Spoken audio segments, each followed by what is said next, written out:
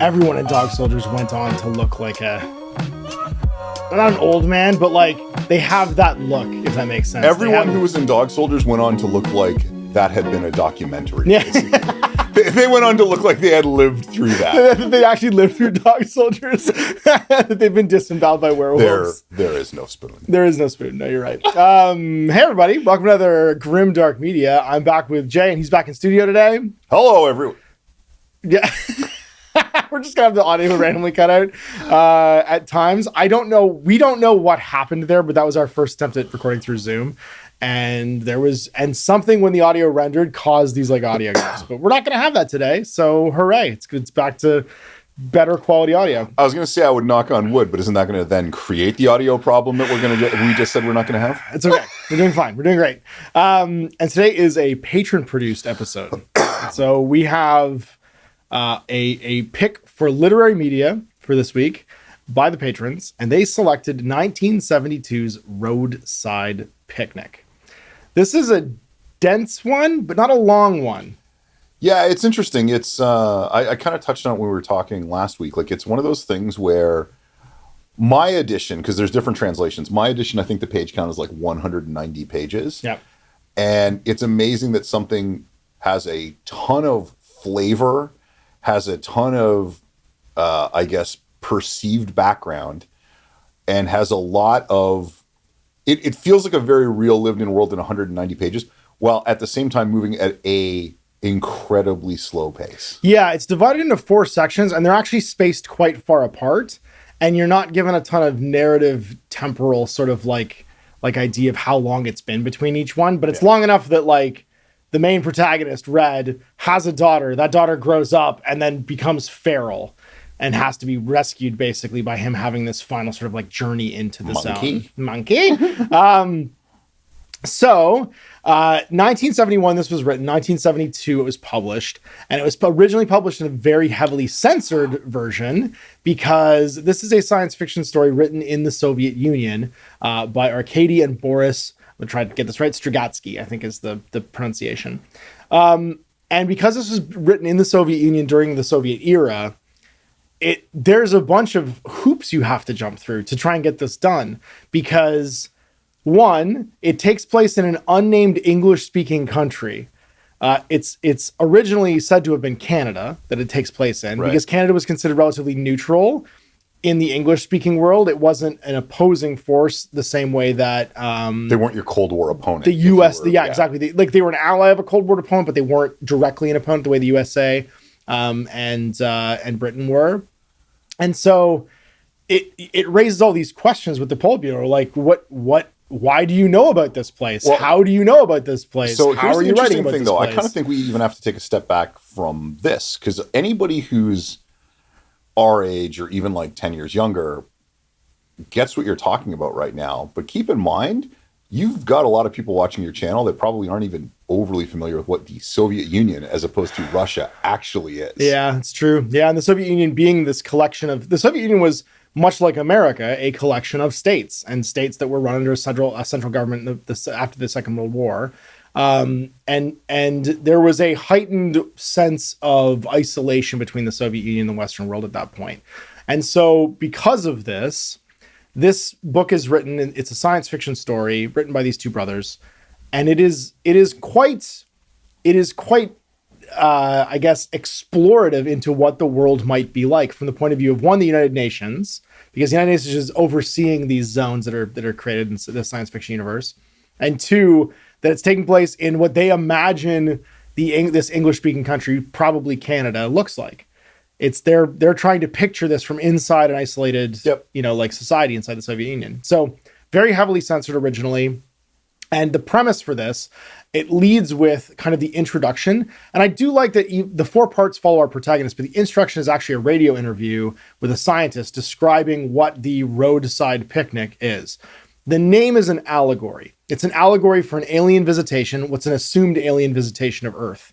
And that there are 6 zones on the planet, as if you were spinning the globe and you fired a gun at it, and the bullets traversed one side to the other. So the entry and exit point is each a zone somewhere on opposite sides of the Earth. The scientists have discovered basically that's how the visitation happened. It was almost like an alien visitation passed through the Earth and came out the other side 3 times. And each of these zones has these like weird leftovers from that visitation, and these weird sort of like artifacts created or left behind because of the visitation. Yeah, it's almost like they've created their own ecosystem would be the wrong term to apply, but like a pseudo ecosystem where a lot of scientific concepts operate differently within these zones. Right. So that's the overall premise for this, and the radio play. It's sort of like a transcription of a radio play at the beginning. Goes through and describes this. So now we're going to jump into part 1. Let's come back to though for a second. Sorry, okay. Because you mentioned the title Roadside Picnic, yes, and how it's an allegory. Oh, sorry. Do you want to get into that, or we should get into that? Yeah. I was going to because he actually describes it when he starts describing the objects he's finding. Brilliant, because I was late to the party on the book, and I had no idea why it was called that. And then when they explained it in the book, I'm like, that's brilliant. Sure, we'll do it. We'll do it now. It's actually in part 1 because the allegory Roadside Picnic is basically a way of describing the way that the alien visitation must have viewed the Earth, and that we are like the insects, animals, and plants emerging from the woods and seeing the leftovers of a roadside picnic, of a group of human beings stopping on the side of the road to have a picnic. And the things that they left behind, these humans, these alien visitors, but in this case humans, would be things like little pools of gasoline from refueling their car, or cigarette butts, or it could be anything. It could be like a piece of paper. It could be trash from food, rotting food. But that interacting with these things when you don't know what they are, if you're an insect or if you're an animal, can be incredibly dangerous, confusing, and like hostile by accident. Like if an ant crawls into a drop of gasoline, that ant's going to melt and die. Yeah. And it's not something that the aliens, the humans having this roadside picnic, even consider the outcome of, but it just happens. A lit cigarette on the ground, if a animal like bumps into it, could cause a wildfire and burn down and kill them. And so that allegory, basically, that the alien visitation was so inconsequential to the aliens, but left these areas of consequence and permanently altered these spots. So we're the less evolved creature, yep, looking at this from the outside looking in. We're the deer coming back after the people have left from the picnic. Yep. We're the spider. We're the spider, the ant, whatever it is, the microbes that are wandering into a piece of jam and thinking it's the most magical thing they've ever found in their entire lives. This is delightful. This is amazing. And that allegory, I think, is really useful, and it's used in part 1, which we'll get to in a second, to describe the sort of like the things that he's finding, and that there are things that occur more than once. Like there's like types of things, and he gives them names. And why he's finding them. What he's out doing them for. It's worth noting that this book, if you are a fan of a lot of sort of like, I would say, the inspired media of this stuff, you'd be surprised how often this book comes up, for how little read I think it is today. This is kind of the Call of Cthulhu for Metro 2033 and Stalker and Annihilation, and there's even a game right now about driving a car through an area like this. Shoot, what's it called? You're basically driving like a delivery vehicle through an area like this. It's a brand new video game that just came out. Yeah. Convoy or something like that. You're driving like a beat up jalopy through like an area that's like a walled off zone. It's interesting though, because and I mentioned this before, but for all the things that it has legitimately inspired, how far those things have diverged from the original source material, which is fine because none of them are pretending to be an adaptation of it. No. But it's interesting how I think if you haven't read it, but you've heard of it, your perspective of what the landscape would look like is probably radically different from what it actually looks like as created by the author. And also the game Zona Alpha, which we've played on this channel a whole bunch, is heavily inspired. It was probably, honestly, compared to the other video games I described, it's probably the most faithful adaptation of Roadside Picnic into a game compared to like a Stalker, Shadow of Chernobyl, or a Metro 2033, which are similar in themes and tone, especially in that like post-Soviet, like Eastern European sort of like setting and backdrop, but aren't necessarily as... The set dressings are very different. Yes, as well as firmly entrenched in like that idea of like anomalies and alien visitation is much more like lined up. Annihilation is a great film based on it, but the most famous one is 1979 Stalker, which is a Russian film by Andrei Tarkovsky. It's a beautiful film. Tarkovsky also made Solaris, I believe, and a bunch of other like science fiction of the era, and is widely regarded as one of the most beautiful pieces of Russian science fiction I think ever made. And I think the cover of the version that's currently available is just a still from that movie. It is a still from that movie, yeah. It's not as adapted. It's more like one journey as opposed to these four sort of like over time pieces that were originally, I believe they were actually serialized. They were published in a magazine originally and then compiled into the book. Actually, I can look that up right now because I have it right here. It was 1972. The history of it. I have it here. I was just looking up the history stuff. But yeah, Shadow of Chernobyl is the original.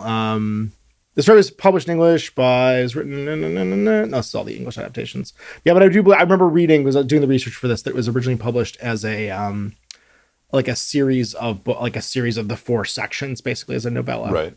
But I can't remember the name of the Well, I will throw in thing. Just contextually while you're looking that up. It's interesting because when we talk about where the modern world has diverged from, like the things inspired by it have diverged from the source material. When you mentioned Chernobyl, like there's a lot of the things that are derived from it because it was written by a Russian author, and I think because certain terms crossed over between that news story and this book, like the whole notion of exclusion zones.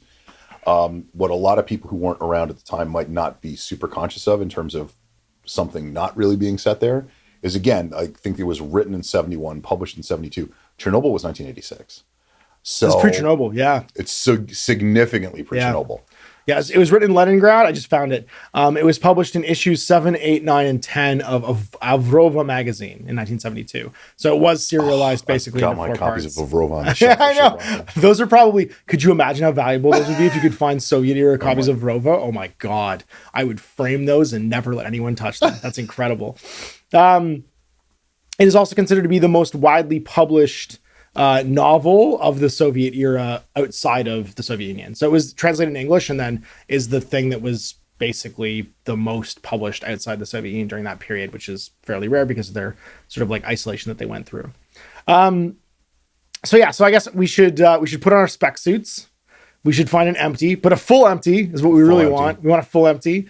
And I guess get contracted to go pull some stuff out of the You can zone. go in the front. I'll follow in your footsteps. Well, I got my bag of bolts. I'm going to throw some bolts in my spec suit, and hopefully not get shot by the guards. Don't touch the hell slime. The hell slime's not good. And whatever you do, if I say walk on your hands, walk on your hands. Sorry, I totally forgot to mention. Today's episode is brought to you by Hell Slime and the Golden Sphere. That's right. In the Plague District, and or in the whatchamacallit, the Empty District. So there are we're totally getting that Hell Slime sponsorship. There's going to be we have to get in our boot, our floating boot, because apparently they have hella. Well, we'll get into it. All right, bon voyage. Pack your bags and chew off your fingers. It's time for Bon Voyage. All right, so Bon Voyage is where we spoil everything. We spoil the story. As this is a longer literary work, the thing that we've been doing is we kind of syllabize each part, each section as we go through, and give you the overall sort of like tone. Now, because it was serialized, it was published in kind of four novellas. It is following the story of one man and his life as what's called a stalker. A stalker is a person who goes into these zones and retrieves valuable artifacts for the black market. The zone themselves are all being controlled by the United Nations and what's called the Institute. The Institute is the sort of teams of scientists and soldiers who wall them off, keep you from going in, shoot anyone that comes out, and control the artifact trade basically back and forth to try and study the things to improve. Does it feel Fallouty enough yet, kids? It's not. I mean, it's not MIT. It's not that institute, but yes, it's a little institute-y. I think even right here we can start seeing where this very much got picked up into pop culture. Like this is such a theme of governmental control and scientific study, and then people like on like the black market side and this like rebellious counterculture basically like investigating it. It feels like the opposite side of the coin in terms of government interacting with something unnatural as World War Z. Yeah. Like it just feels like the opposite side of that coin. Yeah. So our story opens as we meet our protagonist. His name is Redrick Schuhart. He is a Swede. There are a bunch of Swedes in this, actually, he interacts with. Although he is in an unnamed English country, which we assume is Canada from the descriptions and sometimes has been referred to as some people have referred to it as being Canada. I think in interviews, maybe the authors. And it's right after our introduction, which is with Dr. Pillman describing the visitation zones. He is a tough, reformed stalker. He's been to prison at some Air point. quotes reformed. Yeah, and he's working for the Institute as basically a guide. So he goes into the zones and comes back out of the zones with these items. And part 1 is basically one of his adventures through the zone, as he is introducing us to its area and its artifacts. We're introduced to several sort of like concepts. The Spec-Suit is one of them. So he describes putting on a Spec-Suit, and his friend convinces him to go into the zone with kind of like he's like a new guy. The new guy is kind of like not super trustworthy, and the three of them are going to go to try and find what's called a full empty. An empty is 2 copper discs that are equidistant apart, and you can never move them. It's as though something invisible is between them, holding them in place. If you picture a glass cylinder with copper ends, but where there is no glass cylinder. Yeah. I know that sounds silly. It sounds silly. There's nothing in between them, but they are fixed together basically in 2 points, and they're called empties, and they're all over the zone. And this is, I think, where he starts to describe the Roadside Picnic allegory. Yeah. Because an empty implies that it was used for something previously, and it's been discarded, like an empty can or an empty soda or an empty like drink or whatever, a bottle. Yeah. Think of like plastic bottles being thrown at the side of the road. They're everywhere.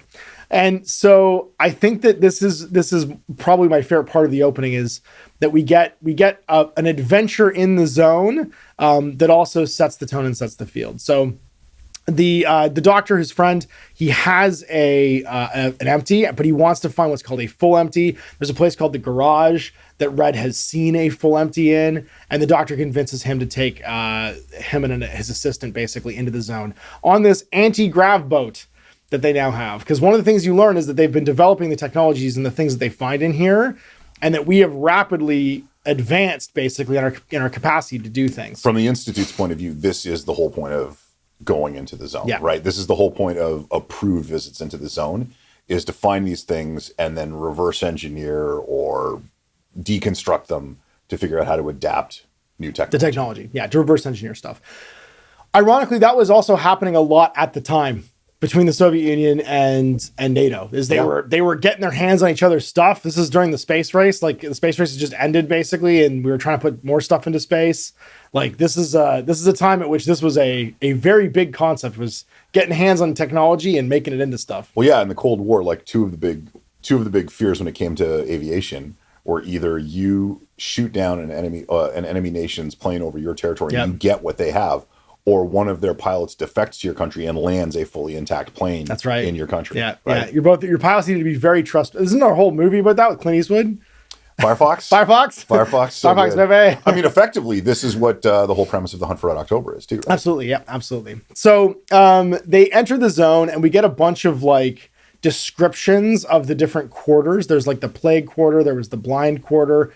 All these places that are named after what started during the visitations. Like how it affected the people living there as the visitation happened. Because we realized the zone used to just be a town. Yeah. There's a factory there, there's a mill there, there's trucks, there's houses, and it's miles and miles of area that have just been walled off by the soldiers. They put on their Spec-Suits, which will apparently protect them from some things like the hell slime and certain gases, but not from things like anomalies and other things that might just rip you apart. The hell slime is in a basement. Like it's described as a like off, like something that either happened because of or to the people who were in the plague districts who died after the visitation by having just everything rot off them, their bones rotted out of them. And if it touches you, it basically just corrosively eats you to death unless you get your arms and legs amputated. And the are you foreshadowing? Maybe a later part. How would we know this? Well, and what's interesting is the blindness district, the people that went blind that escaped described a noise as making them blind. And the doctors were like, how can a noise make you blind? This doesn't make any sense. And so with their Spec-Suits on, they enter the zone, they get in their floating boat, and Red basically tells the other two, look, whatever happens, listen to me immediately. We're only going to get through this and get out of this if you listen to exactly what I say and do exactly what I say. He has a trick where he has a pocket full of bolts, just like nuts and bolts, that he throws 5 or 6 feet ahead of himself just to see if anything's going to happen. And the boat navigates based on his directions of just like throwing stuff to see if it'll react. Because you never know. Like, you have to plot a course through these zones. There's little pylons for what's been marked safe already, but it might change every day. So even if a spot was safe yesterday, it might be not safe tomorrow, and anomalies can just float through. And yeah, again, back to that lesser creatures going through the roadside picnic idea. When they're just referred to as anomalies, that's because no one really knows what most of them are. Are they static? Do they move? So the whole idea that like he's just throwing these bolts out is there was nothing there yesterday or 10 minutes ago. Is there something there now? And can I see it? Yeah. Maybe I can't even see it. Maybe I can't smell it. Maybe I can't hear it. And they're only trying to make their way like 100 yards, 1,000 yards. Like, they're not even trying to get deep into the zone. No. They're just trying to get like maybe 1,000 yards into the zone to get to this garage where Red said he saw a full empty, which was a pair of these discs with something in between them this time. As they do it, he observes a bunch of different phenomenon. Like, in one place, there's a bunch of trucks. The trucks are pristine. Whereas next to them, there's a tanker, and the tanker is rotting. The tanker is like rusted after the 13 years since the visitation. And he doesn't trust anything. He's squirrely. He's paranoid. He desperately wants to drink. And the whole time, he's just paranoidly throwing these bolts out. He's not wrong. He's not wrong. They see a shimmer at one point that he assumes is an anomaly moving around. So they avoid it by going around it. And eventually they make their way to this garage where they find this full empty. They rappel down off ropes off of this like floating boat, make their way into the garage. And the one thing that freaks them out is what wasn't there the day before is this weird silver cobwebbing that he has never seen before, doesn't know what it is.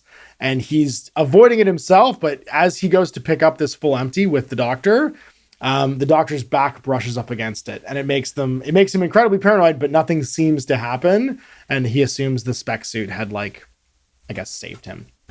They make their way back to the boat. They load the empty on. They get on the boat, and the boat has this like pre-programmed thing where once it goes in, it remembers every movement it made, so it exactly reverses course and hopefully avoids anything that was on the way in. But basically, it follows your breadcrumbs back to base. They get to base. They talk to a guard who's like, you made it back, and Red is like immensely relieved. He's just like, oh god, another time, we just survived. Like, he is at 11 the entire time going through there. And the doctor and his assistant are like tense, but you can tell Red actually understands how dangerous this place is. They are every new guy in a war movie who steps on a landmine and has no idea he's done. That's right. Yeah. It has like blown off his nose, has no idea. So they go to the shower. Red has like a almost like meltdown in the showers, trying to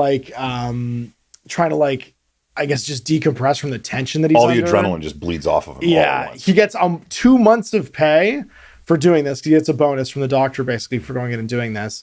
And as he leaves to go find a bar, all he wants to do is just go get blackout drunk and see his girlfriend Gouda. He gets accosted by a cop and 2 of the like military police who think he's a stalker sneaking out of the zone again because he was just arrested for one. He shows him his papers. Says like, oh no, I'm reformed and I'm working for the Institute now. And the whole like altercation ends with him completely 180 being like, oh, look what I did for you by arresting you last time. I've saved you and now you're a great person. It's a very funny interaction because I think that might have been one of the moments that definitely got censored. Yeah. Like, that feels like one of the moments that like it was or maybe even got added. It feels like again, you know, as a writer, you write what you write from your own experience. This feels like they're not secret police, but this feels like what are my, as a law-abiding citizen, interactions with the secret police in my country in 1970. Yeah. That's what it feels like. It felt like an insert of like something that actually happened to the authors in real life. It was a really interesting takeaway that I had from that moment where it's like, there's no narrative reason for this to be in here because he's already told us that he's been to jail, but like this interaction with this person who's clearly now still keeping an eye on them. And it's not completely out of place, but it does feel to be a slightly different tone. Yeah. Than like, he's got this paranoia, but his paranoia is not really about what's happening on this side of the line. It's about what's happening in the exclusion zone. And it's definitely not unfounded either. No, he is being watched and should be watched because he is still a stalker. he goes to the bar, gets drunk, goes to see his girlfriend Gouda, and she reveals that she's pregnant, which is a big deal because there is rumors of stalkers coming back from the zone and having children who are misshapen or mutated because of their exposure to it. Yeah. So he immediately goes back on high alert, and the adrenaline spikes back up again. Yep. And he's very worried about this happening. So that leads us to, what did you think of part 1 before we move on to part 2? So again, it's hard to explain, but it's one of those things where there's a reasonable amount of detail given to the setting and to what they're doing and where they're going and all that sort of thing. But you infer so much from it. Like it's so well written that you kind of infer a landscape even where those details are absent. I really thought it was an effective way to establish the setting, to establish the world that the characters are living in. Like the fact that Red is both living theoretically a legitimate life while also having been on the stalker side of the equation. Mm-hmm. I really I know saying I really liked it doesn't mean anything, but it was effective. It effectively communicates the setting. I think what's really good about this is with the introduction and this, you legitimately understand what this world is in a very short amount of time. And with surprise, again, when you take a step back from it, with surprisingly little direct exposition. No, there is some, it's not absent, but what your mind will fill in versus what you've read are two very different things. And it's very well done where it describes the weirdness of the place. Like there's these houses look completely normal, except at night blue flames like an alcohol lamp from the hell slime in the basements starts to glow them from the inside. And any piece of aluminum television antenna has hair growing out of it. And they describe a moment which actually made me think of Chernobyl, where they try and get a sample of the hair by flying a helicopter with a hook over top of it. And they hook some of the antennas in the hair, and the hair immediately starts to grow up with the hook. So the pilot's like, nope, and just cuts the thing and flies off. And the hook is still there, covered in this hair, growing all over the antenna. So you do get this I would say that this section alone is one of the most emulated and where a lot of the inspiration is drawn from for all of these later things like Stalker and Metro, where you have these weird zones of stuff growing and anomalies and stuff like that. And we'll get into it as we go through the other 3 chapters, but it's the focus shifts as you move through the story, because this is the chapter where the most attention is given to the setting and the location, the set dressing, because ultimately the story, as you go through it, it's not really about what's happened. It's about Red. It's about Red. And as we move from chapter to chapter, each chapter becomes successively less about the world and more about him. Yeah. So chapter 2 is he's returned to a life of crime. Almost immediately. As you do. It's months later. Gouda's given birth to this happy, smart daughter, and he is now working as a contracted stalker again to try and get stuff out of the zone. And this time he's been asked to try and get a sample of hell slime. In Act 1, we've had it described to us basically that hell slime is incredibly dangerous. It corrodes the body. And he is working with a fellow stalker named Burbridge to try and go into the zone and recover a sample of this hell slime and bring it back.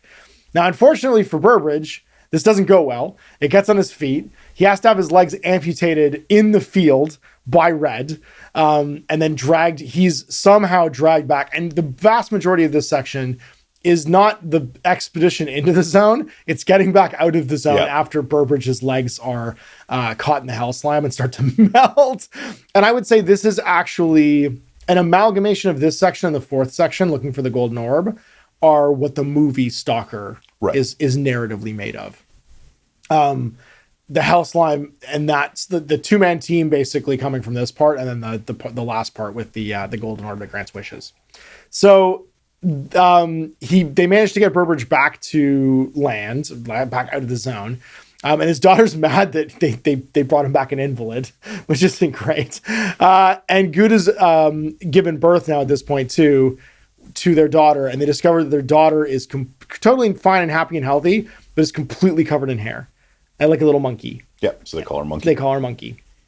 And while he's had to leave behind the whatchamacallit, the sample to rescue his friend Burbridge, He does tell his employers where it is and they go and retrieve it, but he's worried it's going to get made into something terrible, like a WMD. Yeah, he is immediately concerned it's a weapon of mass destruction. Yeah, he's immediately concerned as to what it's going to do because he didn't really understand its properties that well until he gets Burbridge out of there. And so he turns himself into police because he's worried about what's going to happen to it. Yeah, And he gets so himself basically, arrested. I mean, being a stalker, it's just commerce, right? Like, I mean, his whole job is just go find a thing, bring it back. And you don't tend to really think about just selling a thing to some people. And that's all it is.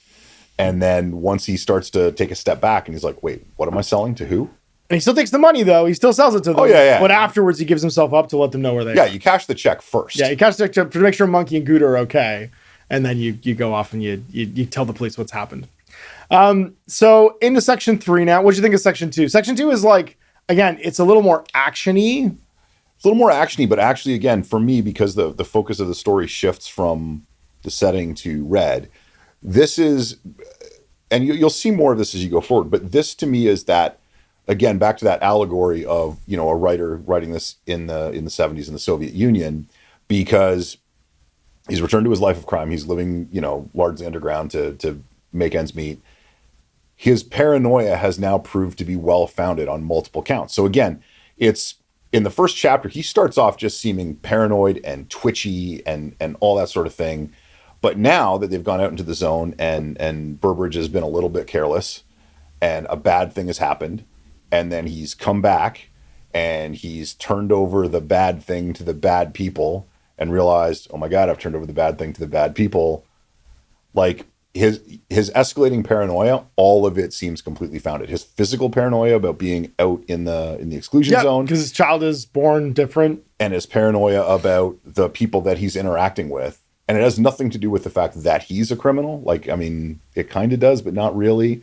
It's mostly about the fact that no one is up to any good. No, not the Institute, not the people that are dealing with these artifacts flowing into the zone, and not him, but that he needs to take care of his family. And it's funny because this is like this caught in a cycle of crime thing for him becomes very evident in this one, that he keeps returning to his old ways, but it's because he has to. And now he has to because he has a family.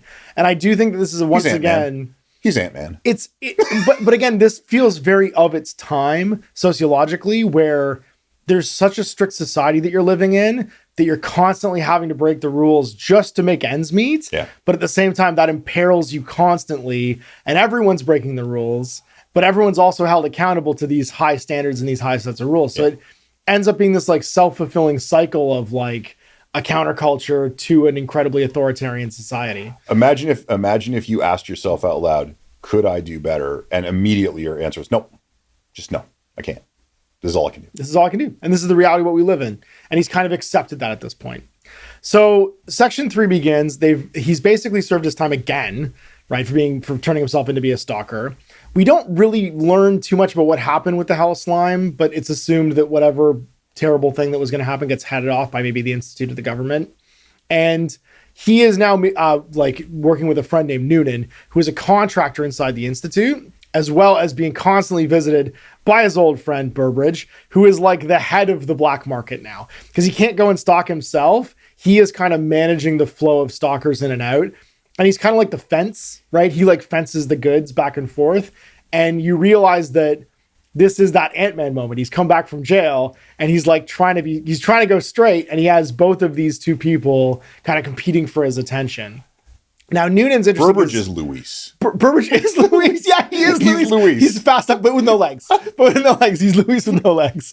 But at this point, like, he's now caught between two worlds because Noonan reveals that he's part of a secret, like almost like military intelligence unit that's supposed to uncover and track the illegal flow of these things. So he's hiding as a contractor, dealing in artifacts, but also he's secretly monitoring all the stalkers and trying to figure out what's going on in between them and where stuff is coming and going from. And this is revealed to be like a business that Burbridge has set up called Weekend Picnics for tourists, where you get to go into the zone and get the thing you're looking for. And which again, like I can't stop mentioning this. This book is written in 1971. This is effectively the same thing that was the early illegal stages of taking tourists back into Pripyat. Yeah. Right after the Chernobyl incident. Like, and they would call those guys stalkers, which is very funny. Crazy to me. Stalkers become a national term inside Russia and the former Soviet States. But it is crazy to me that this is a piece of straight science fiction that became science fact 15 years later. Absolutely. It's nuts to me. Yeah. And so now that Red's back, basically, he's pulled in between these two forces. And these two forces are vying for him to either help betray Burbridge and reveal all of these stalkers, or from Burbridge's point of view, get back in the game because he needs to get back in the game, take care of his family. And the incitement that causes stress basically to push us into Act 4 is, one, his dead dad shows up because, oh yeah, by the way, graveyards are emptying and zombies, harmless zombies, they just get up and walk back out of the zone. And I think, again, that's an interesting detail, is the fact that the zombies are completely benign. They're not the zombies you know from any other piece of zombie fiction, zombie literature, zombie movies. They're completely benign. They're just people who were dead yesterday, and they're not dead and they're today. just silent figures that walk up and just come back to their old lives. It's bananas. The government destroys most of them. The Institute destroys them all, but Red ends up protecting his father and keeping him in the house and not letting them be destroyed.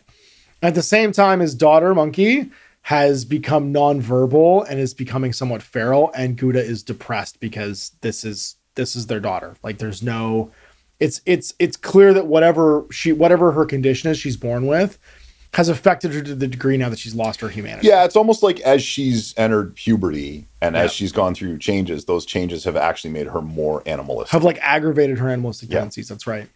And so Act 3 basically ends with Red beset on all sides. This is his end of second act montage where it's everything's gone wrong.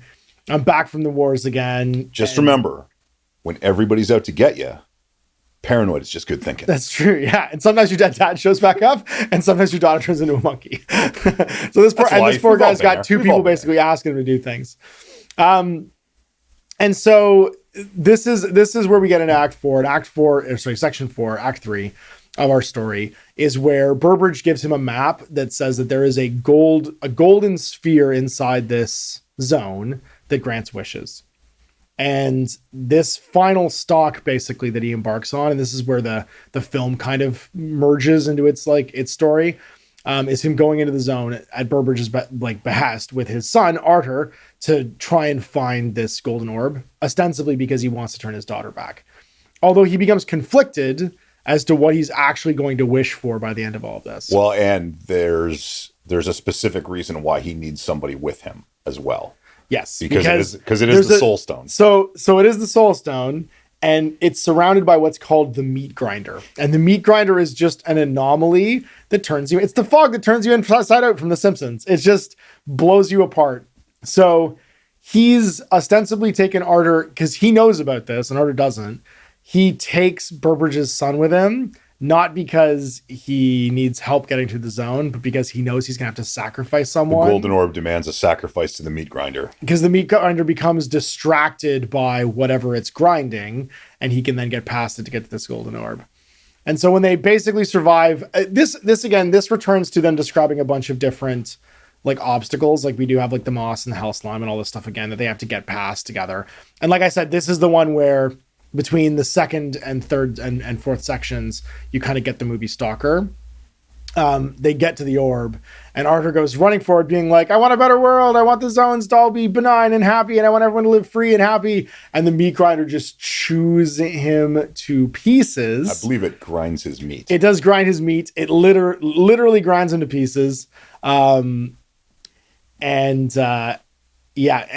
we get to the golden orb, and while he could wish for his daughter to be basically cured and taken back to normal, he ends up through his guilt and remorse echoing the wishes of Arthur and just saying, I wish for everyone to have happiness for everybody, free of charge, and may no one be left behind. But again, when we go back to that pacing thing, this is the most drawn out part of that. The most drawn out part is not, again, it's not an action-y story. The most drawn out part is not the description of Arthur being ground up by this thing or pulled apart. The most drawn out part of this chapter is him getting to the orb and not being able to decide initially what he's going to do. And it's that internal struggle. Yeah, it's that being so beset by all these different forces that he doesn't know how to make a wish for himself, so he just makes a wish for everyone, and that's the wish he makes, and it ends on that note, which is interesting because we have no idea what the outcome of that is, or even if it grants wishes. It's just left like that. It's just left that we assume this is going to work, and that's how it's going to be, and that closes our story. So. So poor Red, standing in front of a golden orb, the chunks of his friend's kid raining down behind him, wishes for happiness for all, free of charge, with no one left behind. And that is completely it's left up to the reader to define for themselves what he thinks that means, or what we think that even would mean for ourselves in this context. Or if you're that vague, because the other existential question is, what does the orb think? Because if the orb can do this, and it's part of this alien technology that we don't understand, and it doesn't understand us, what does it think happiness is? What does that mean? Yeah.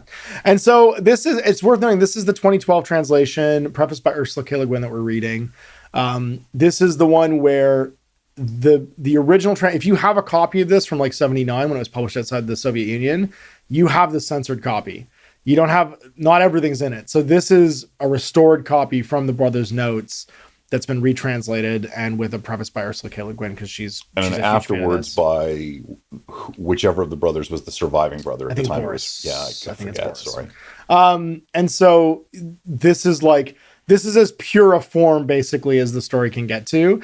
And this is the one that we've read, which I would highly recommend. You can grab a copy of it for not very much on Amazon, or off of, I think I also grabbed, because I was reading it on my phone, because I was flying around the last little while, so it's easier to take my phone with me. You get the story basically before it got hit by the Sharpie and censored and had all of the sort of like sensitive stuff taken out. Yeah. So we made it. We're back from the zone. We almost ran out of bolts on the way back. The hell slime has eaten my legs. I can't feel my legs. Yeah, the hell slime's eating my legs. You're dragging my torso up. Why does one of us got to be Lieutenant Dan? I'm Lieutenant Dan. Obviously, look. One of us had to have our legs chewed off at this point. And you've got more resting red face than I do. I think you look like a red. I don't know if I look like a red. I feel like I look more like that 70s show red at this point. You have more Red Foreman energy than I do. How about that? Yeah. Dumbass. Yeah, because I'll be honest. If anyone should ever play him, it should probably be, Clarence Boddicker. Why not? So yeah, we've been dragged off, and we've come back to Burbridge's, I guess, cavalcade of wonders. He has a whole exhibition of different things that you can see, items and artifacts from the zone. You can also get replicas over in the gift shop. We have to decide where we're going to go, and which we're going to check out first. Gallery to the left, gift shop to the right. Have your tickets ready for the Dark Exhibition. All right, so this is the Dark Exhibition. This is where we talk about if this is art or product. As we've defined before in our sort of exploration what those two things mean, it's useful when we start talking about themes to know where this lands in the landscape of media. Has it been designed as a product? And there can be really good products, really bad products. There can be terrible pieces of art and great pieces of art. It's not a value judgment. It's where is this in that cycle of making something, to kind of preface our talk about the themes and allegories and stuff. So this was a patron pick. It doesn't matter which of us goes first, but you can or I can. You want to rock, paper, scissors for it? Let's do it. Rock, paper, scissors, shoot. Oh, damn. Nothing beats rock. Nothing beats rock. Good old rock. Nothing beats rock. All right, you go first. All right. So I find this incredibly ironic because I'm going to go with art when we're talking about a story where the entire story is literally about product. I find that incredibly funny. So a couple things fit it firmly into the category of art for me. First of all, if you're talking about art for art's sake, when you're writing, again, 190 pages is not long by novel standards, but when you're writing 190 pages, not knowing if anyone else will ever get to read it, that is clearly not product. Like this is two guys who were motivated to tell a story, to use certain parts of that story as an allegory for their own lives, to use certain parts of that story as their view into their window into the outside world. I don't think it ultimately would have ever mattered to them if one person read it or if 1 billion people read it. Mm-hmm.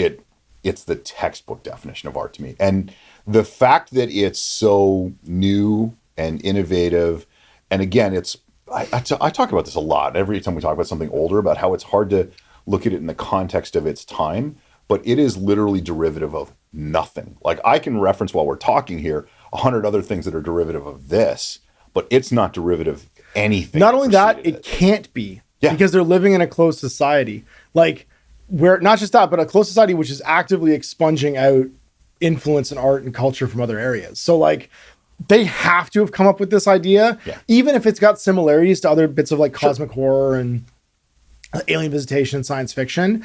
This is them coming to that same place for themselves in a lot of ways because they had to. But this is, to me, the ultimate example of art for art's sake. Yeah, I 100% agree. And for much the same reasons as you, is that they didn't just have to imagine the science fiction parts of this. They had to imagine the outside their sphere of influence parts of this. Because, like, let's say for sake of argument, this is set in Canada, which it supposedly is, from the point of view that's how they got it. Saying that to the censors is how they got it to be allowed to be published, that it wasn't an American setting. They had to imagine what that was like. And you can see their filter over top of what they imagine Canada's like, where everyone's got like an Eastern European name, or a Swedish name is like the closest they get to like a Western name. And then, or a German name is like maybe the closest they get to like a Western name. They're all drinking like hard liquor. They maybe have a beer every now and then. Like, well, the Bavarians like beer, so maybe they'll have beers every now and again. You know, like there wasn't a lot of Goudas. Like there was, even Burbridge is like, that's maybe like an English name. That feels more British to me. A little bit British, but like it's them having to imagine even what the world outside their world looks like. I don't know what you're talking about. I went to school with 4 Goudas. Hey, did you have it's just super common. A lot of Goudas. Okay, cool. Yeah, that's fair. But like that Artur and Arcady and like all of these names are obviously what they just imagine an average name is like. Because in their world, that's what it's like. Yeah. They had to come up with so much more than just the science fiction part of it, because they were setting it outside the sphere of what they knew and creating this world in and of itself. What's that concept called in art? I always forget what it's called, but where like somebody draws something from a description that they've never seen. Like somebody just describes a bear, like something that exists in the real world, and somebody has to draw it, and you look at it and it looks nothing like a bear because of how it's kind of like that, where you're filling in the blanks, and it's like, yeah, this could be Canada or the US or anywhere else in the world that speaks English, but it just isn't. It just doesn't. Like if you know it and you're looking at it, this doesn't quite look right. Yeah. It's that through a filter, right? Yeah. It's like watching the if you ever watched like the Soviet versions of Mickey Mouse or the Soviet versions of Donald Duck, where they had their own Saturday morning cartoons, but it was done through like a filter, basically of what they had. You know, I'm starting to think in the movie Red Heat, that wasn't an accurate depiction of police officers. It might not have been. It might not have been. I don't know if 80s American action movies can be taken as scripture. As much as you based your life on them, I don't know if they can be. Oh my God. So I think we're fully in agreement here. Yeah. And obviously I think if you just want some like sort of like even like fact tracing for that too, look at how much stuff is inspired by it. If it's like a Call of Cthulhu and it's foundational in a genre, then how many things call back to it and are homages to it in the future? This thing has a absolute like a laundry list of things that come after it that are based upon and inspired by and drawing homage to something. That it's first to post, you know what I mean? It has to be the thing that the stuff comes from. It's the wellspring. So, all right. Well, we've both admired all of the cool artifacts that we've found. I'm not going into that gift shop to buy anything they sell. No, all of it is sketchy and dangerous. Burbridge is hard selling us on this stuff, but we've noticed that his legs are still. I was going to say, you got any legs for sale in there? Well, I'd be into that because I had my legs lost in the zone. Burbridge is not selling whatever his mechanical legs are. And we are now going to be, I guess, exiting, and we're confronted by 2 police officers and a member of the Institute who have some questions for us, because we're out of nuts and bolts, we're filthy, we have some hell slime in a jar, and they want to have a conversation with us. So they take us off. Comrade. That's right. Comrade. They take us off to the Institute's, I guess, holding center, where we have to read the scratchings on the walls. As night descends, we scratch our messages into the walls. Future warnings for inmates of the Grim Asylum. All right, so in the Grim Asylum, we talk themes. What are the themes that lend this to being grim and dark? Why does this fall into the landscape of grimdark media for us? And we've defined a bunch of themes. We usually take our top 3 that we like inside of a given piece of media and discuss why this stood out for us as both grim and dark, and falls into this sort of like this world of media that's not necessarily pleasant. It evokes feelings that might be unpleasant and might be uncomfortable, but that generates conversation and makes us think. So we did rock, paper, scissors once. Let's do it again. Ready? Rock, paper, scissors. 1, 2. What are you doing right now? Let's do that again. All right, ready? Hold on. How long has it been since you did warm this up. Rock, paper, scissors. 1, 2, 3. Rock, paper, scissors. 1, 2, 3. Rock, paper, scissors. 1, 2, 3. Yeah, I got it this time. Wait a minute. Right. I thought nothing beat rock. This time it did. Poor stupid Jay always chooses. Got to be a way you can loop that so that can be 8 hours of the video. Just us doing rock, paper, scissors. It'll be the cold open. So this is themes. So what we usually do is we rank our themes as like what sort of like communicated the strongest down to what was sort of like not the weakest, but like what resonated the most to the least that we picked out. And then for this one, I picked hopelessness as like one of my first themes. And hopelessness was such a overriding tenor of this that Red is constantly fucked. Like he is constantly beset by some new problem. He is such a minor player in all of this. Like he has no agency really. He's being forced to go back into the zone over and over again.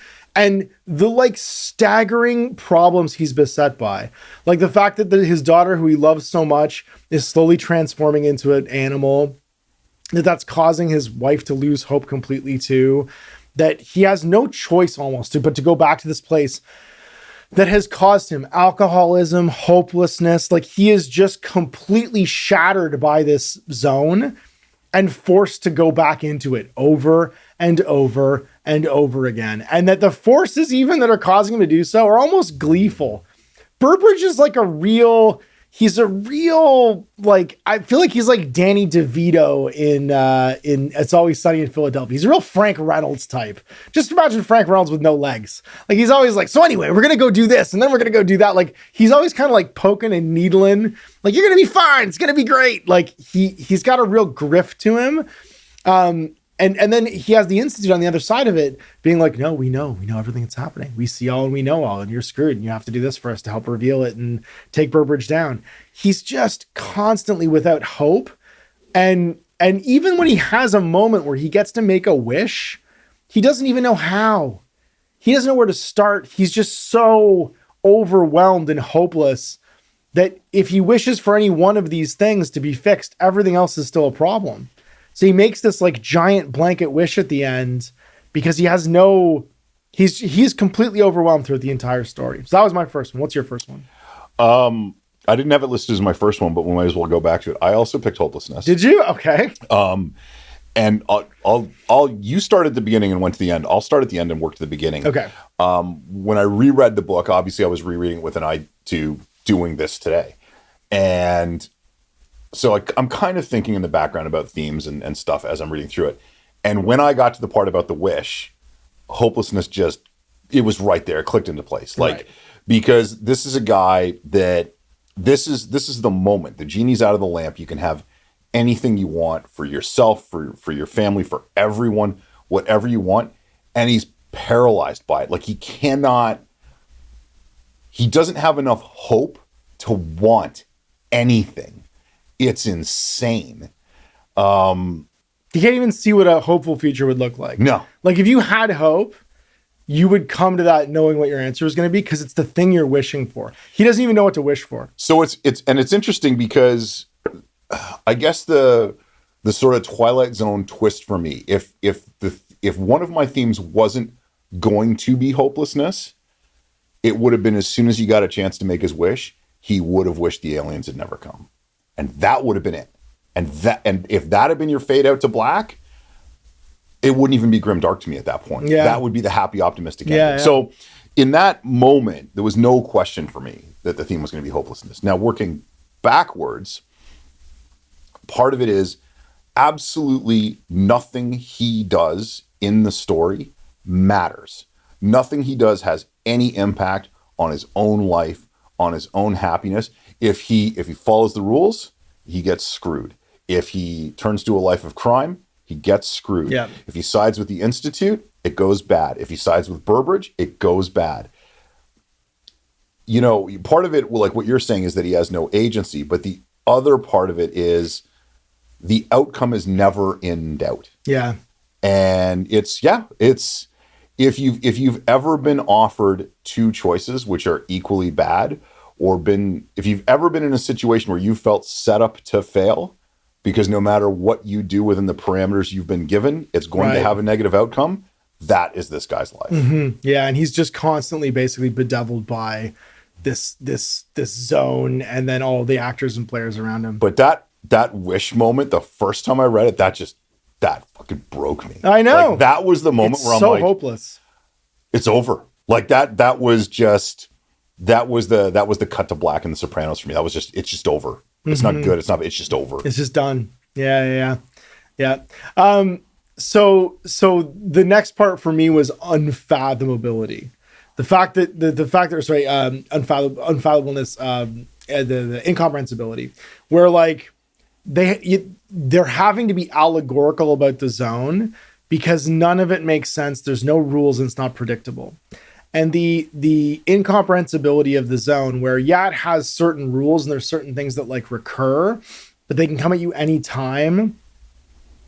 You get that from just the way that they have to navigate the zone every time. The bolt tossing, the fact that they're floating on things, the fact that none of it makes any sense. Why are these why do we not trust the facts? There's one point where he describes a rock, and he looks at the rock and he says, I don't trust that rock. Why? Because that rock's shadow's pointing towards me when it should be pointing away from me. That was such a subtle, it's such a subtle thing that it has a shadow that's wrong, that the sun's pointing at it and the shadow's pointing towards us.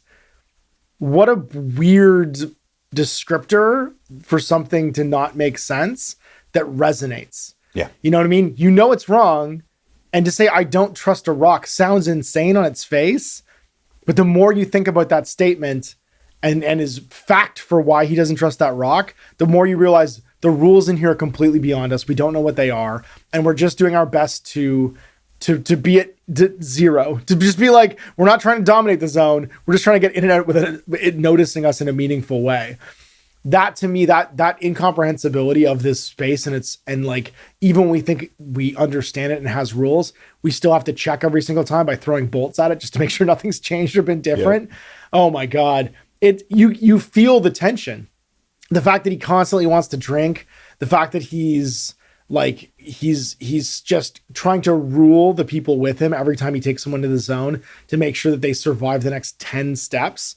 You feel him turn to 11, and you yourself feel turn to 11 while you're reading it. So that was my next one. What about you? So for my second one, I went with bleakness. Ooh. So for a few reasons, I'll get the joke out of the way first because it's a Russian novel. Because it's a Russian novel. Yeah. I was gonna say that's like on its face why it's bleak. That is the lowest hanging fruit I could possibly go for. Yeah. If you're in Crime and Punishment, you understand that this is just on brand. It's just how it is. So the bleakness exists in two different ways for me within the context of the book itself. The first is, when you go back to the start and you think about the description as being there's 6 of these zones, and then the zone that Red is exploring is the size of like a small town. You think about the size of our world, and there is 6 spaces the size of a small town where all of this is happening. That's it, like against the mass of all the space that we have.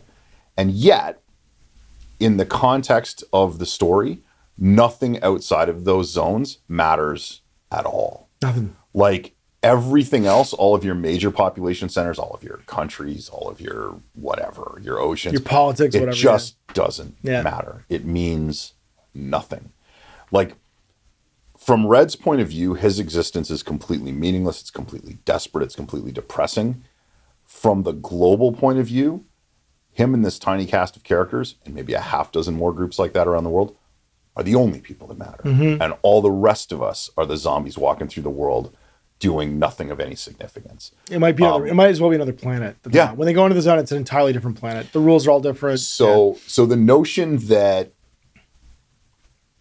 the notion that nothing anywhere matters, nothing anywhere has any meaning, that is friggin' bleak as hell to me. The second thing in terms of that is when he's describing the zone, particularly in the first chapter, and you're like, this used to be a place where people live.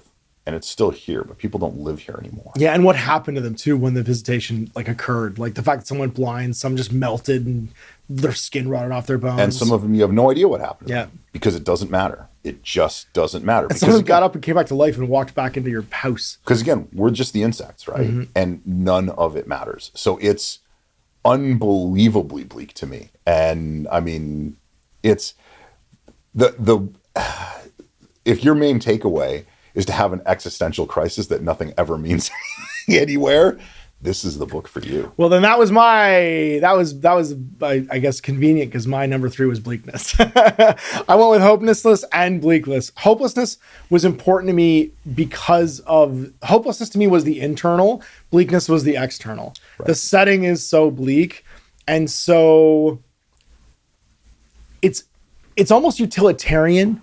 There's a matter of factness to the consequence. There's a matter of factness to everyone's, again, I think this is very much a social commentary or an echo of the social commentary of the time it's written in, where there's just an acceptance of how things are. This is the zone. It doesn't care about us. It doesn't have any malice towards us, but it is a thing bigger and more powerful than we are. And we are subject to its whims. But at the same time, we can survive and make money off of it. So we're going to go and that's what we're going to do. And like that bleakness of setting and scale where you have to accept everything. He has to accept all the bad things that happen. And he does so to the point where he doesn't even have the capacity to make a wish, that the effectness, like that the bleakness affects him to that point where he's hollowed out as a person, that by the time he comes to the golden orb and he can make a wish, he just doesn't know what to do. That to me was, if hopelessness is the outcome, bleakness is the cause, and the setting is, oh man, it's bleak. There's a few things I've read in my life that are as bleak as this. Blood Meridian, The Road, like those are all incredibly, I mean, just to Cormac McCarthy.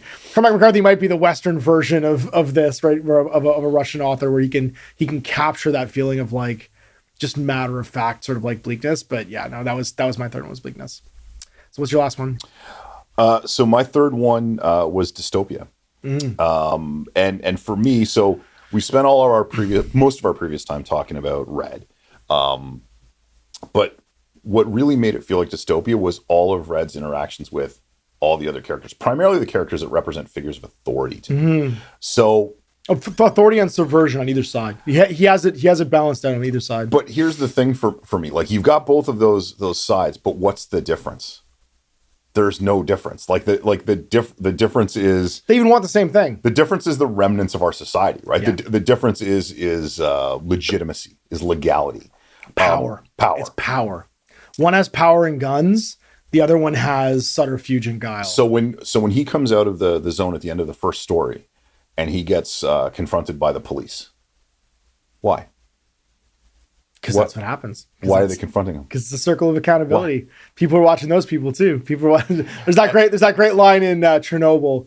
I'm being followed. The people that are following me are being followed. It's a circle of unbroken circle of accountability. And that's it. Like it feels like this incredibly pointlessly oppressive society where, like, and again, maybe it's just a Russian novel thing, where not only is no one happy, but no one's allowed to be happy, right? Like the thing is, you've come back, you've been successful, nothing terrible has happened. Everything is theoretically a little bit okay. You're having a complete breakdown, and then you have to be confronted because you might not be breaking down enough. Yeah, that dystopian element of like, there's almost a feeling that whenever something is valuable or has value, that there's an inherent mistrust of humanity. Yeah. and that authoritarianism kicks in all of a sudden and goes, nope, you can't be trusted just because you are who you are, and you're a person, and I can't be trusted, and no one can be trusted. And so there has to be this paranoid loop, basically, of like, thank God it's just fiction, people. Right? Shut up, my phone can hear you. Don't say that around the phone. Elon Musk is going to kill me tonight. Yeah, your Neuralink's going to fry your brain. Stop it. That's absolutely. I think the dystopian elements are. It's funny how that didn't resonate for me the same way. Like I try and narrow it down to 3. I did think of dystopia, but because I know so much of that is based in the reality of when they lived, it was hard to feel like I could pull that as being fictional. But you know that's what I the mean? thing. Because like it's just them. The fact that it was in fact their reality does not make it dystopian. You're not wrong. You're not, absolutely, and it's worth talking about, because that era and that feeling that they must have had, even just the subversive nature of writing about it, must have felt uncomfortable for them. Inserting dystopia into it feels like literally screaming into the abyss. By the authors at the time it was written. Yeah, or also pissing into the wind. That's a whole, like, that's a very, like, it's a sketchy proposition. And of course this was heavily censored when it was first released because of that. Because you're writing about, yes, you're framing it as the UN being the bad guy, right? And that is very on brand for the period. But like you're also commenting just on those systems in general, and that gets very dangerous very fast for anyone writing in 1971 in the Soviet Union. For sure. So wow. Well, we've woken up. The Institute's let us go. They've offered us both jobs. Well, they've offered you a job. I don't have legs. We think they've let us go. They've let us. Yeah. They've like, is a chip in my head? What's going on back here? Is there a bigger prison outside of this smaller prison? We get to wander back to our lives. And as we come outside, we just find these weird, they're not quite skulls, but they're like empties. Throne of empties. Throne of empties. Yeah, a pile of empties that have like a weird, almost skull-shaped mark on them. And we have to rank this as to where it sits in the landscape of Grimdark Media. As the light fades and the end draws near, where does this sit upon the Throne of Skulls? All right, so in Throne of Skulls, we both have a throne made from skulls, because skulls are an important part of anything Grimdark. And we have 20 spots on our throne from which to build our throne out of skulls. We're at this is going to be 11. Yep. We hit page 2. I have to do 2 pages of these in the editing now, which is great. I'm just going to start though, because I actually don't have 11. I have 10 because I disqualified World War Z. And your number 11 is World War Z. I was going to say, unless this somehow is less grimdark than World War Z, which is not World War Z. Oh my God. So we can just start there. At World War Z is currently on the bottom because Max Brooks has way more faith in humanity than either of us do. All right, so what's your number 10? That's not a hard bar to get over, to be fair. It's not, no. We had we started this by saying we were having a depressing old man conversation that talked about our kids making cave paintings. So what's your number 10 now? My number 10, as we all know, as has been established in canon, is Last of Us Part 2. I like how it can't fall off for at least one. It can't fall off the bottom. Mine is, World War Z is the canary in the coal mine for Last of Us Part 2. Thanks, Max. Because I'm still standing for The Last of Us Part 2. Mine's Rangers of Shadowdeep. So for 9, I've got Astartes. I got Event Horizon for number 9. Number 8, I have House of Hell. I have the Book of Eli for number 8. Number 7 for me is Roadside Picnic. Really? Number 7, Roadside Picnic. Wow. Okay, my number 7 is House of Hell. My number 6 is the Book of Eli. My number 6 is going to be Hard Boiled. 5 is Event Horizon for me. 5 is Astartes for me. 4 is Rangers of Shadowdeep. 4 for me is Roadside Picnic. Nice. Yeah. I've got Hard Boiled at number 3. Interesting. I got number 3 is Call of Cthulhu. Number 2 is The Thing. Number 2 is The Last of Us Part 2. You're just wrong. And number 1 for me is The Call of Cthulhu. And number 1 for me is The Thing. There we go. We did it. We got 11 on here now. Holy moly. This is getting to be something, this series. You know, the only problem with numbering these is I can feel the passage of time. We're at 15 overall episodes in this thing now. No, 13. 13? Yeah, because we did the 2 preambles plus 11 episodes. Yeah, 13. It's lucky 13. Wow. Well, next up is going to be your choice. Uh-oh. I didn't realize it was my choice next. It was your choice next. What's my choice That's for? okay. It's going to be, so we've just done book. Previous to that, we did game media, which was, we did film. We do film, book, game media. And you got to choose game media for this month. I get to choose game You media. get to choose game media. And then next month, game media is going to be the patrons. So if you're on my Patreon right now, go check out the poll, because you're doing the March game media one. So big poll, there's 20 options. We've curated it to like things that we can do, plus things you guys have suggested. And you guys get to vote for which one we do for game that we cover, but you get to pick game media. And you've had a bunch of them on your list, but you can now force me to play a miniature game with you, play an RPG with you. We get Nick on and do something. Yeah, you know what? So I don't know if we can get Nick. We can get Nick. He's got Skype. He's got Zoom. We'll figure it out. But I'm going with Nick. My piece for gaming Grimdark Media is going to be The Precipice of Corruption. The Precipice of Corruption. It's a Dungeon Crawl Classic. Dungeon Crawl Classics by Breaker Press Games. By Breaker Press Games. Okay, awesome. So we're going to do The Precipice of Corruption. This is, if you've actually been on my Facebook, I just shared Nick's t-shirt for this, which is a sweet piece of art for it. He's doing t-shirts because Nick's an old punk like promoter, so he loves doing all kinds of weird punk gear for all of his game books. But this is a Dungeon Crawl Classics module from Breaker Press, called The Precipice of Corruption. So I don't think this will mean anything to anybody watching this from the outside looking in, but for us format wise, I think what we should do next time is I'll run it. Yep. And then we'll do this afterwards. Perfect. I love that. Yeah. Well, I think what we should do though is we should do Dungeon Crawl Classic as the format, and then we'll do Precipice of Corruption as the example. How about that? Sure. Yeah, because like there's no adventure inside Dungeon Crawl Classic, but we'll talk about the game itself, because I think that's the gameplay of DCC is the Grimdark part of the Grimdark Media. I believe there is an adventure in it, and it's Grimdark in a different way than Precipice of Corruption is, because I believe it's the Star on the Shore, I think. Oh, cool. Okay. Well, I haven't gotten Sailors that far. on the Starless Sea. I'm sorry. Sailors on the Starless Sea. I'm confusing my Call of Cthulhu with my Dungeon Crawl Classics. Okay, we'll replace that then with Precipice of Corruption, and we'll do DCC as the format. That sounds sweet. Awesome. Sweet. So yeah, getting your votes. Then what are they voting on? They're voting on game media for March. Oh, okay. Yeah, because they've just done literature, and previous to that they did films. They made us do The Thing.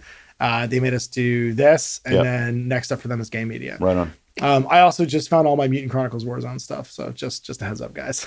I don't know when you and I went to some game store that was closing, but I have a copy of second edition Warzone that's just completely full of metal miniatures. Yeah. Like, it's a 12 by 24 box with probably 13 pounds of lead in it. Yeah. It is a shocking amount of miniatures. So just a heads up, guys. There's some stuff in my storage unit that's blowing my mind. I also found an unpunched copy of Void 1.1 in plastic. That's funny. Yeah, and all the metal dinosaurs to go with it. Well, you gotta have dinosaurs. Gotta have guys riding on dinosaurs. Yeah. So if you're a patron, go get your votes in. If you're not a patron, become a patron. You can support more of these being made. There's nobody else doing Grimdark Media that I know of in this way, with two idiots that are drinking coffee all the time. So yeah, we'll see you for the next one next week, and it'll be Dungeon Crawl Classic. See you then. Bye, everybody.